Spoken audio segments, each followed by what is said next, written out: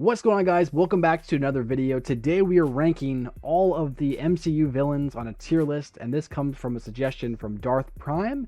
So if you want to be featured in a possible video in the future, leave your own suggestion in the comments below, because if I use your suggestion, I'll give you a shout out in that video. So before we begin, let's check out all our categories. We have amazing, we have good, we have okay, we have bad, and we have booty.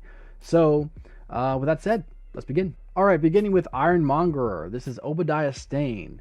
For me, I think he is a good character, mostly because he is like the perfect starting character for a universe like this. Someone rich, someone powerful, but not like magically powerful. You know, not someone who is like overly too strong. Someone that can effectively take our hero, who is Tony Stark, and have him have to like become greater to take down this threat. I also like him because, you know, at first he's an ally, and then we slowly realize, wait a second, this guy's like a villain. He's a big bad guy. He killed lots of people. Well, he's effectively the reason for why lots of people are dying and why terrorists have guns. And so, yeah, I think he's a great way to kind of start an MCU without going too far into it. And of course, he also serves as somewhat of a, I guess you could say, father figure to Tony Stark in a way. Like if Tony's father became more greedy and stuff like that and kind of was on the dark side of things, then he would have became Obadiah Stane. So effectively, Tony has to take out his father figure. It's such a great idea to put together like that, and so overall, I think he's good. He's going there. Abomination. Abomination's a bad character. I would effectively say that he's not even the true villain in this movie. I guess you could say it was more of the military trying to take out the Hulk. But then again, this movie itself can kind of be forgotten. Because while there are interesting scenes in that movie, I mean, I'll be honest, when I watch my MCU binges, when I do my MCU binge, I actually skip this one. Because I know it's connected, but it doesn't really feel like super connected anyways. It kind of feels like one of those movies that you can decide whether or not you personally want it in your headcanon. And for me, I don't really want it in my headcanon, so it's going to be in the bad category. While I do think he presents a interesting physical fighter, and I think at some point in the future, we saw him in Shang-Chi. Maybe we could see some more of him later on. But for right now, he is a bad character, and that's all I'm going to say about that. Physically, he looks decent, but at every other level, he's a bad character. Next one, Alexander Pierce. Guys, many people are probably not going to agree with me with this, but I think he's an amazing villain. And it kind of is something similar to Obadiah in a way that he kind of starts out good and then he slowly starts to, you know, get more corrupt. But the difference was Alexander Pierce was just so real. And that sounds scary, but like there are people out there who are like that, who are very just they're just evil all the way to their core. They don't think they're evil, but they are evil. And I think that's something that is just super crazy. It's good, but it's also pretty scary that there are people that are like this. And I don't mean like people who have like flying ships that they can control and Illuminati people, not like that. But there are very rich, very powerful people out there who could effectively do whatever they want and get away with it. And Alexander Pierce, he's the best example of that. He is scary because he will give you a smile, and then as soon as you turn around, he'll stab you in the back. So, yeah. I know he's not magical. I know he's not like the, I guess you could say the sexiest villain on this list. But yeah, he's scary because out of all the villains here, he could be real, and he is. So, yeah. With that said, let's jump into the next one. Dormammu. I think Dormammu's okay. I kind of want to see more of him. I feel like he's a massive threat just kind of looming out there.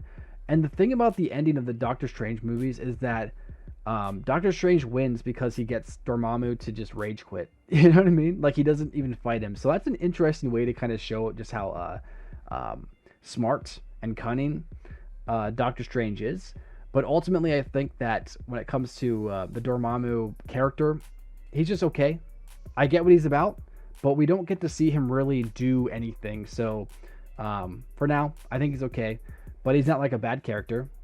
I'd understand if you said bad, but I don't think you could put him in good because he's just kind of a face that just yells at Doctor Strange. So with that said, let's move on to the next one. Ego. He's a good character. I'd put him above Ironmonger, honestly. Ego is a very interesting character because he has so much charisma, but there's a dark back behind him. You know what I mean? Like he got someone in the back, you know. And he's the type of guy that like I mentioned with Alexander Pierce, he's the type of guy who will smile at you and then he won't stab you in the back until you look back at him and smile at him again. Then he'll stab you. You know, that's the type of character he is. And of course, he's super powerful, and he has a lot of elements that are very interesting. And it would have been cool to see it where he could have gone further in the universe, but I guess we'll never know because he got killed. So, well, for now, we'll see. Guardians 3 is coming out. Maybe they'll tackle that again. And of course, he's got good charisma, but then again, I mean, look who's playing him, you know? Okay, next one, we have Ghost. Ghost is bad. She's worse than Abomination. She doesn't have a character. I wanted to like her. Like, I wanted to like Ghost, but she doesn't have anything interesting about her. You know, she has that, like, power thing that lets her, like, glitch through, like, time and space, which is interesting. It's just the character itself isn't really even a character. She's just kind of there. And she needs more time. Maybe we'll see more of her in Ant-Man 3. But for right now, I actually think she's just bad. She's a bad character. Next one, Justin Hammer. So, I think Justin Hammer is okay. Now, the thing I would say about Justin Hammer is that while I mentioned how Obadiah is kind of like the alternate to Tony Stark's dad, Howard, Justin Hammer is somewhat of an opposite to Tony. So Tony is more of the, well, he wasn't always humble, but he has become more humble. And he's still, you know, he's still a playboy. You know, he still does his thing. But he then pursued peace, where, like, Justin Hammer seems more like Tony if he would have pursued war, if you know what I mean. So I think that's an interesting concept to consider. Like, had Tony not stopped, this is where he would have gone into, like, these, like, drones and stuff like that. Justin Hammer, he's okay because he is funny, and he's got a somewhat of charisma, but yeah, he's squirrely, and he doesn't have that much character development, so he's just going to be in the okay category for me. Hela, I really like Hela. I think she's a good villain. I'd say her motivations aren't as obvious as these two, but ultimately I think she's still a good character. There's actually some sort of reason for what she's doing, and I think that she's very, like, scary. She's a scary villain, not because she's real, but because she's got a lot of different elements that she can do that could really mess a lot of people up. Out of all the characters here, they all got destroyed by their heroes for the most part. The majority of them did, at least. But Hela was the one out of all of these where people just couldn't beat her. Like, you couldn't beat Hela. The only way to beat Hela was to cheat, and that's what Thor did. So, yeah, she's good. She's going right there. And, of course, I love the actress. She's awesome. So, she's going there. Next one, Caecilius. I'll be honest. I think he's a high bad. I think he's just kind of like a stepping stone type of villain. Like, he doesn't feel like he has much of a story development to him. I know the movie tries to explain that there is, that he was like the bad Doctor Strange. Like, he was supposed to be the Doctor Strange, and then he goes bad and stuff like that. But the problem with him is that he just doesn't feel like a true character, a lived-in character. He feels like he was made for the movie, and then he just kind of vanished after that. He doesn't feel like an actual character himself. It's kind of somewhat like how Abomination and Ghost are. You know, they were developed specifically for that one movie, and now they're gone, and we're never going to see them again. So it's kind of like along those lines. Now, I do think we'll see more Abomination and Ghost, obviously, but I'm going with the element of, like, there wasn't any more purpose along those lines, if you know what I mean. So Caecilius, he's going to go in a high bad. I don't think he's terrible, but I could understand if you put him in okay, but I couldn't put him in good. I don't think so. Okay, next one we have Killmonger, and yeah, he's going in amazing. I think the cool thing about Killmonger is that, like, he almost feels like there's a redemption story there. And I was kind of hoping that, you know, with the unfortunate death of Chadwick Boseman, they would bring him back somehow. Because, like, the character of T'Challa, while he was the one who actually took out, you know, Killmonger in the end, I feel like he would have felt bad for him and then put him in, like, some type of, like, I'm sure they have, like, a stasis pod where people can heal and then, you know, keep them nice and safe. Kind of how, like, they did with Bucky. They put him in, like, a stasis pod. I'm pretty sure they have one, and I am almost certain Killmonger is in one of those. And if not, I hope a multiverse Killmonger comes around at some point, like they have in Marvel What If. That'd be great. I think he is a super solid character. I think he has a redemption. He kind of reminds me of Vegeta in a way, and another character on here reminds me of that too, but to a lesser extent. But he reminds me of like a Vegeta type character. I want to see him come back, in some shape or form because he's great. So bring him back. All right, next one, Malekith. I think he's okay. I'm probably gonna put him. He's somewhat similar to Caecilius. You know, he was brought in just for the movie, but I do think there's a little more going on with Malekith compared to Caecilius. So I'm gonna put him in a low okay. Next one, we have Red Skull. Red Skull is, I think he's a high okay. I want to put him up here with Hela, but I just can't. There is something holding him back from becoming a good character for me. I think mostly it's because he doesn't really do much. He kind of just serves as a Hitler in his story. I should say like a secondary Hitler who's going to portray Hitler himself. Overall, I think that he's just kind of he's a high okay. Yeah, you know, like I can't say good, but I understand if you said good. But I think he's a high okay. Next one, Ronan. I think Ronan is like the lowest okay. And mostly because of the elements that happen around him. Him as a character he's a booty character. But the elements that go into his story in the Guardians of the Galaxy and you know what he's trying to do, like his purpose, I think it's a okay category. But like if you were to ask me, hey, strictly on his character development and who he is and his personality, where would you put him? I'd put him in booty because he doesn't have any of that. So I'm gonna put him in okay. But you know what? I do gotta give him some props. He yelled at Thanos, and a lot of people don't do that, so I gotta give him props for that. But besides that moment, you know, he's just a very low okay character. Zemo. If you would have asked me after Civil War, I would have told you he was a bad character.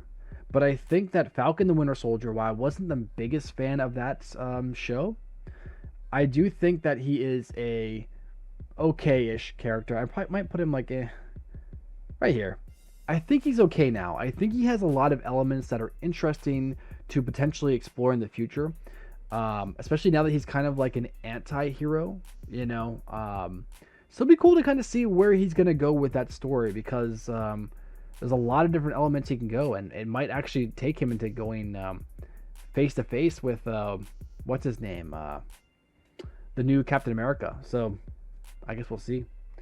Next one, we have Sonny Birch. Yeah, this guy's worse than Ghost. Like I forgot about this guy.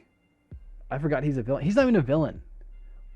I actually don't even think they do much with him. I think he just shows up to be like, hey, I'm the bad guy. You know what I mean? Like, there's some people in movies where it's just like, hey, I'm here, I'm the bad guy. Hey, you know, that's what he does. So yeah, he's bad. I might even put him in booty. Yeah, let's put him in booty. He don't do nothing. He serves no real purpose to the movie except to just kind of be there. So we're gonna put him in booty. Vulture. I really like Vulture. I think he is good. Yeah, I'll put him right behind Hela.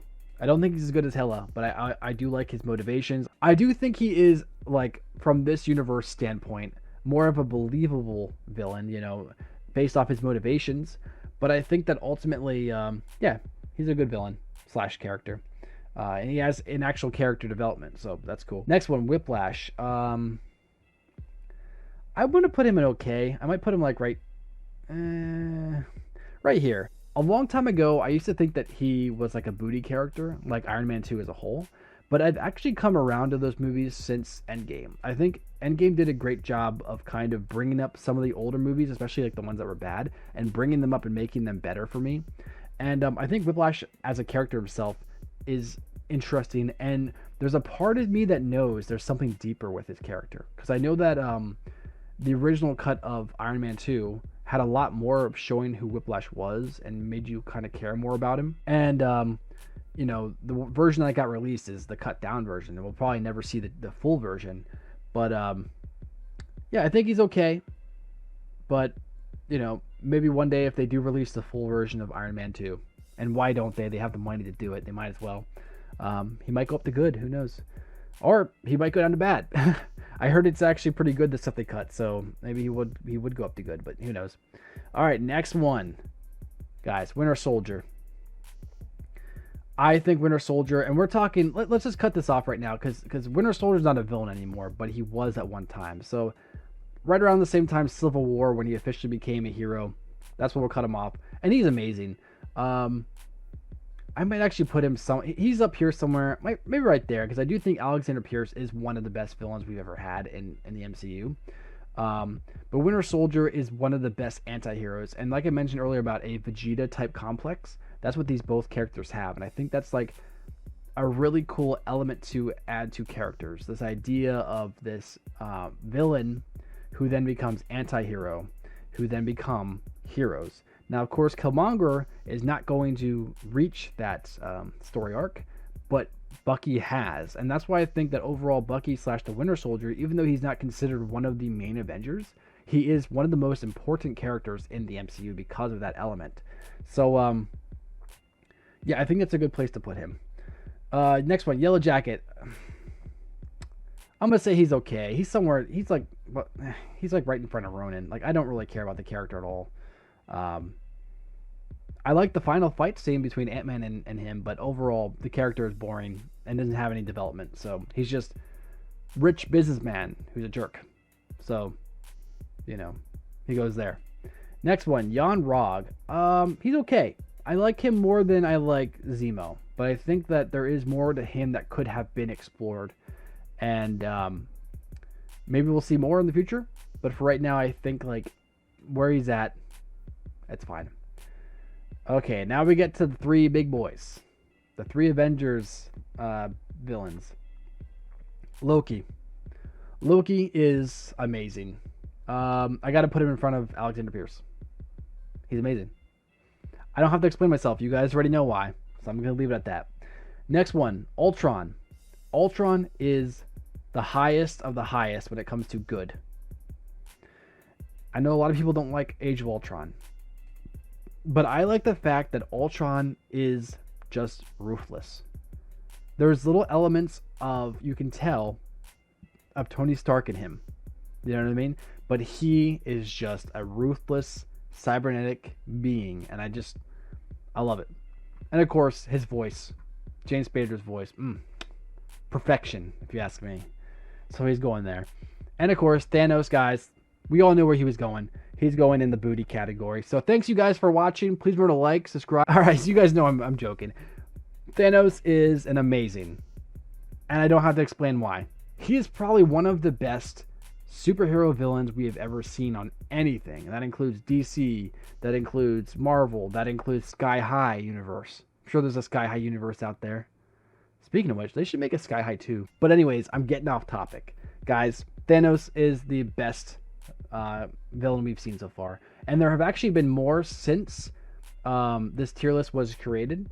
But I guess I'll do an updated one, maybe closer to Doctor Strange, or maybe I'll wait till Thor: Love and Thunder to do it again. But yeah, how do you guys feel about this? What are your favorite villains? What are like your top 5 villains? What are your top 5 least favorite villains? Let me know in the comments below. Do you think I'm right, or do you think I'm wrong? Like I said, let me know below. Oh, and also make sure to leave a suggestion for a future video down there as well, because if I use your suggestion, I will give you a shout out in that video. So thanks again for watching, guys. Please consider liking, subscribing, turn notifications for more videos. And until next time, guys, I'll catch you next one. Peace.